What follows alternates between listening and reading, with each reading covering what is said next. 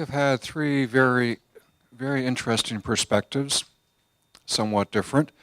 Yoshi, you started off with a very blunt statement that assessing corporate governance, encouraging corporate governance, is far more difficult than measuring capital. I couldn't agree with you more. And as your discussions moved on, we talked about the importance of ICP number 5, and within that, the fit and proper considerations. Summing up, the responsibility, the duty of the supervisor to act. Not just sit back and observe, but to act. There will be many warning signals out there, and to sit back and get more information, and not act is not acceptable. As supervisors, we've all been entrusted to act quickly and to intervene early. So thank you very much. And I'm sure that you could tell us a lot more stories. Some of your anecdotes about sitting around with CEOs at the commencement of the financial crisis, and the little aside that that they are no longer with us because their companies failed. I think that should resonate. Pablo, you helped us focus on the differences and some similarities in the pension world. There were a couple items which I was very busy taking notes, and how good governance in the pension world can actually be very beneficial. It's not just a cost, something that Juan Arango told us about, but how good governance can reduce the need for prescriptive regulation, retain public trust, and keen internal awareness of the cost, benefits, and risk, but also helps to develop market opportunities.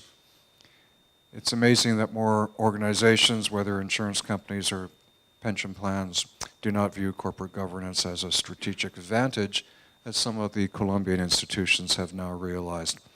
And always to make me worry, the significant differences between defined benefit plans and defined contribution, and it made me refocus on the ever-present conflict of interest between the stakeholders in the pension scheme. Okay, so thank you very much, and good lessons for all of us. And Juan, you've taken us through the journey of the SFC in Colombia, and particular issues facing the insurance industry, where maybe the applicable law that was focusing on the issuers didn't include all of the insurance companies. And we've drawn quite a striking continuum where you have large professionally run insurance groups that are following worldwide best practices, down to, as we expected, some smaller family-owned enterprises that don't view corporate governance as a strategic tool, but rather as a cost. And that presents you with a challenge of how do we bring those other companies along. And I think it's, my own perspective, the core principles, they apply to every institution that we deal with. Small, family-owned, niche player is not an excuse to not develop a good corporate governance mechanism or framework. The way that they are applied, the processes, of course, will differ between large, small companies, but small companies are not exempt. So, as designed, we have time for questions. Yeah, okay. Exactly. And we'd be delighted to take them. They can be directed at any one of our experts, or they can be directed to anyone else in the audience. So open questions to ask how another country handles a problem, those are encouraged as well. You already said. Tal cual lo que dice el señor Thompson, comentarios, dudas o preguntas sobre este tema en particular que tengan ustedes, damas y caballeros. Un aprendizaje rápido. Bueno, por allá sí tenemos uno. Este señor de Argentina.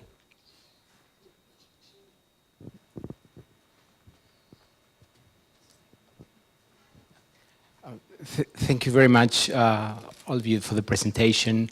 I'm Marcelo Ramela from the Bermuda Monetary Authority, so I'm an insurance supervisor myself. All of you shared so many recommendations in relation to risk-based supervision of corporate governance, from more active on-sites into focusing on the big risks, dealing with people, even if they're CEO, challenging themselves, and so on. And I guess all of us found them so helpful. On the other hand, in our practice as risk-based supervisors, we are also risk managers of ourselves.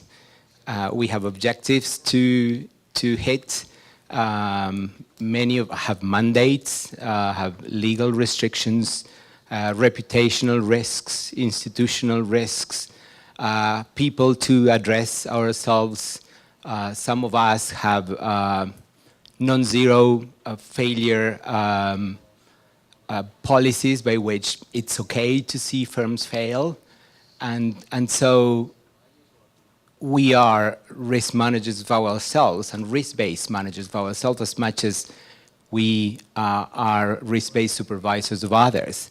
And I wonder if you could share your views in relation to this often very much relationship in tension between risk managing ourselves and risk-based supervising firms. Thank you.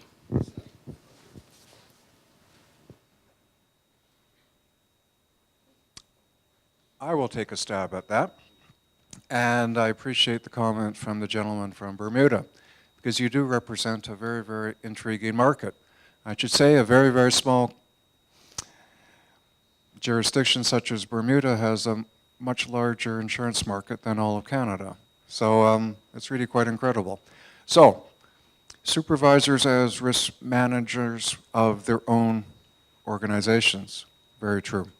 Sometimes we have conflicting mandates. And many of the countries represented in this room have mandates and objectives that might be different than myself from Canada, yourself from Bermuda, and Senor Arango from Colombia.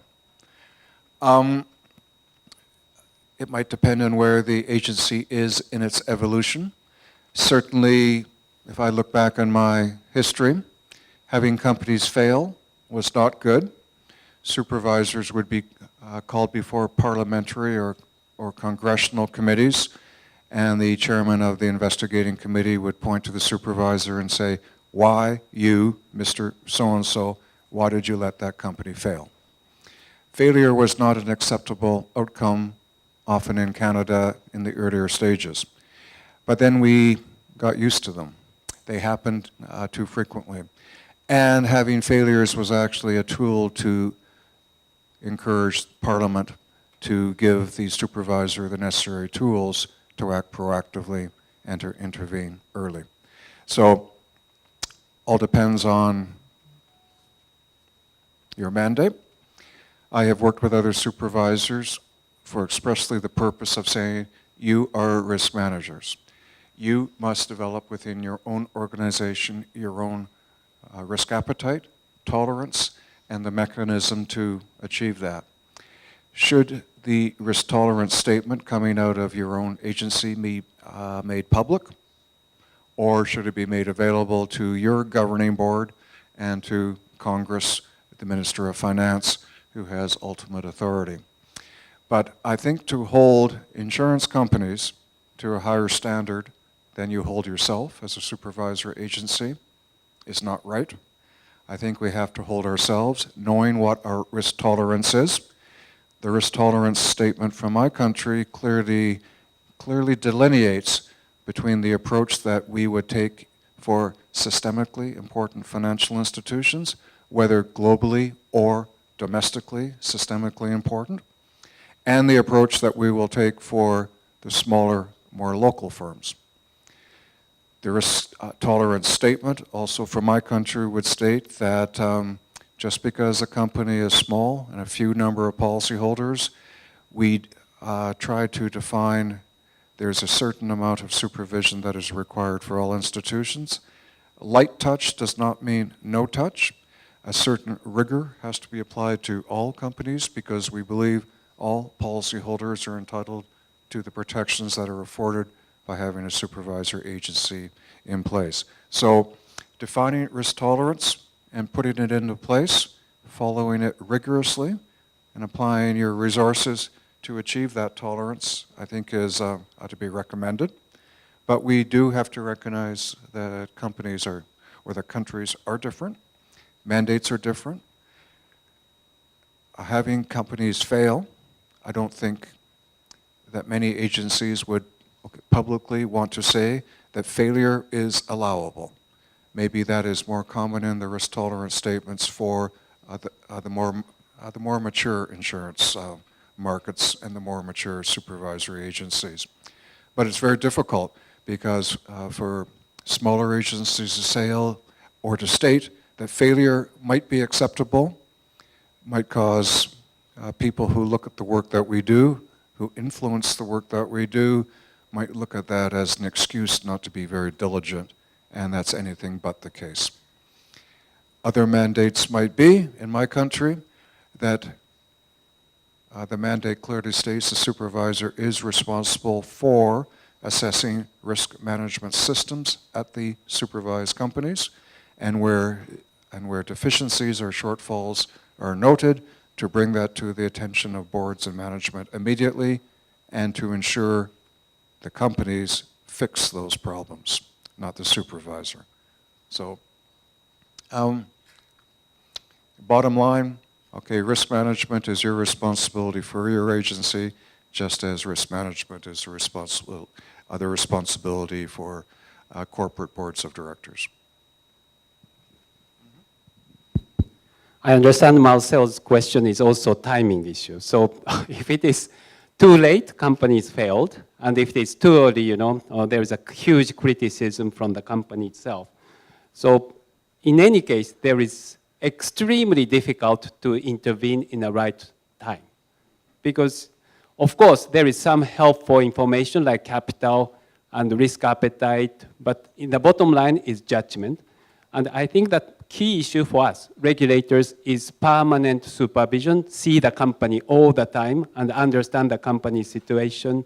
Like doctor, have a constant checking, health checking mechanism of patient, and he understands right moment to intervene or to take, for example, to have an operation and so on. So permanent oversight, understand the company all the time, is critically important to have a right time intervention.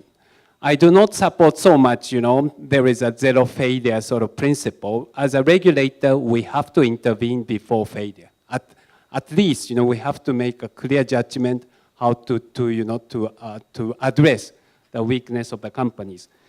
So anyway, so judgment is critically important, and hopefully some figures like capital and so on is helpful to intervene, but bottom line is our very objective judgment with some our own judgment is very important to intervene. I would like to add something. If I understand correctly, you also mentioned the issue of reputational risk. And if I understand the issue of reputational risk, there is another angle, which is the public and the political procedures and the political process. So if you do it wrong, you're out of the picture.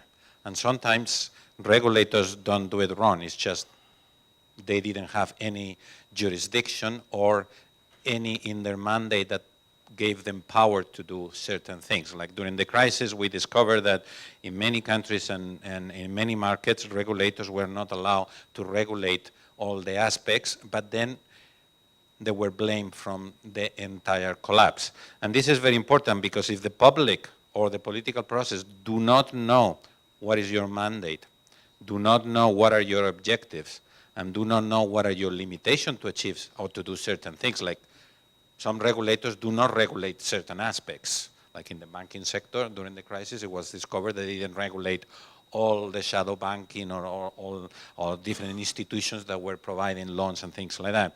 So communication to the public and to the political process is essential. Because if they don't know, the only thing they know is you regulate and you fail. So you're gone, you're a waste of resources. And so for our perspective, that angle is also very important. I think it relates closely to the reputational risk that you were talking about. Voy a contestar en español. Me parece muy relevante su pregunta. Lo que le puedo decir es lo siguiente. Depende del marco institucional en el que el supervisor se encuentre. En el caso de Colombia, se lo digo por experiencia personal, puede ser horrible, horrible. Porque es un lose-lose situation. Es como, si intervienes a tiempo, pierdes; si intervienes, según ellos, tarde, pierdes. Siempre pierdes. A pesar de eso, hemos intervenido muy fuertemente. Y porque el otro equilibrio es perverso. El otro equilibrio del risk management del supervisor lo lleva a la inactividad. Y ese es el peor equilibrio de todos. Porque entonces estamos poniendo, digamos, elementos de una, por decirlo así, de la propia función de utilidad por encima de lo que es como la función de utilidad social que deberíamos cumplir. Estamos trabajando en eso, hay unas recomendaciones muy interesantes de la OECD. Creo que la más importante, que es obtener la protección legal, no la vamos a obtener en el corto plazo. Por ejemplo, en Colombia eso requiere un cambio en la Constitución. Entonces, cuando estos señores hablan del mundo civilizado, pues es muy interesante. Pero para nosotros no es solo el proceso político, para nosotros como funcionarios públicos es un proceso que en Colombia se llama disciplinario, pero puede ser realmente difícil. En general, el apetito de riesgo del supervisor en Colombia es algo aleatorio. Hay unos que tienen un apetito de riesgo muy bajo y no hacen absolutamente nada. Y hay otros que tenemos un apetito de riesgo como endógeno y llegamos como a hacer cosas y eso a veces cuesta muchísimo institucionalmente. Ese sería como mi comentario sobre Colombia. Muy bien, ¿algún otro comentario, damas y caballeros? La señora por acá. Ya le llevan el micrófono. Buenas tardes. Buenas tardes. Soy Catherine Arjona, de la Superintendencia de Seguros y Reaseguros de Panamá. El principio de gobierno corporativo debe aplicarse igual a las aseguradoras cautivas en todo su contexto o ver solamente el riesgo que manejan ellas. Eso es uno. Dos, son varias. La otra es compañías aseguradoras que tienen ambas licencias para operar, aseguradoras y reaseguradoras. ¿Cómo separo el tema de gobierno corporativo cuando estamos hablando de los mismos accionistas y los comités, aunque la actividad es distinta? Y el holding, me interesa muchísimo que me amplíes un poquito más en Colombia cómo se maneja el holding y el gobierno corporativo allá. Gracias.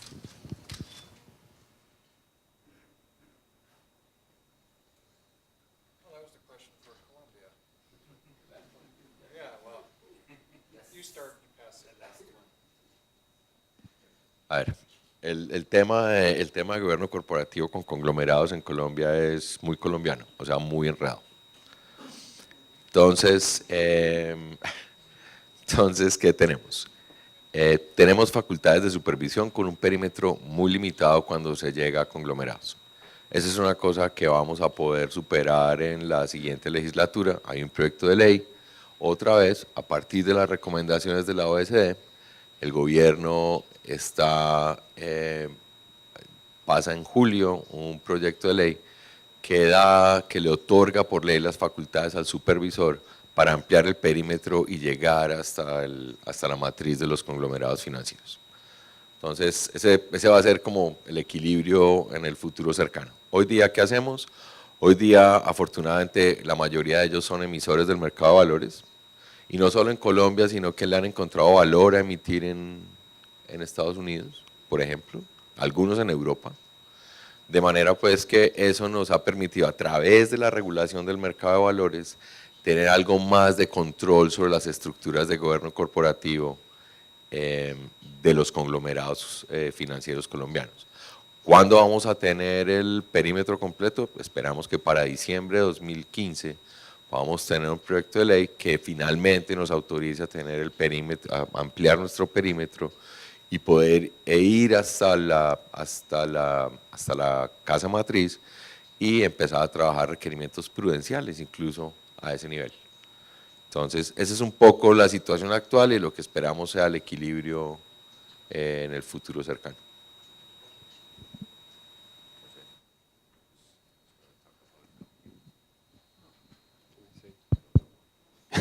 So related to captives and the holding companies questions that you addressed.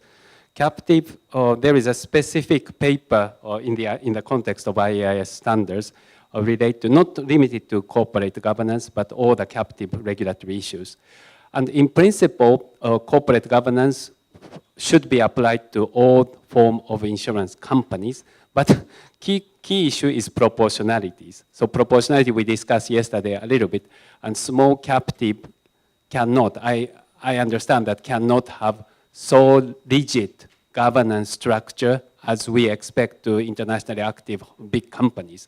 So we have to take this proportionality principle into account, and I don't remember by heart how this captive itself is addressed in the corporate governance, but if you are interested in, I can send you corporate governance or not captive paper. Anyway, it's in our website, but it will be address captive issues. Holding companies, very regulatory speaking, is very interesting topics, and it's evolving now. Our com frame is this is one of the key issues that we have to take into account. What's the governance issue for holding vis-a-vis subsidiaries, for example? And holding naturally should have a close link with subsidiaries governance, because in bottom line is holding should oversee all the company's operation in the board, but also close link with subsidiaries board and subsidiaries management. So this is the area that we are evolving and try to make a clear statement of standards. And this year we review ICP governance issue, and bottom line is ComFrame itself will be complete by 2018. So I appreciate if you could also follow what we are debating on this holding standards and how it to be concluded. But bottom line is holding governance issue is specific, needs some specific attention in comparison with single entity board. Okay, no, so Mr. Stonson, you have something? Yeah. On the question of holding companies, we do, view it as very important in Canada. In terms of corporate structure, Canada might be somewhat unique that a bank or an insurance company cannot be part of a commercial conglomerate.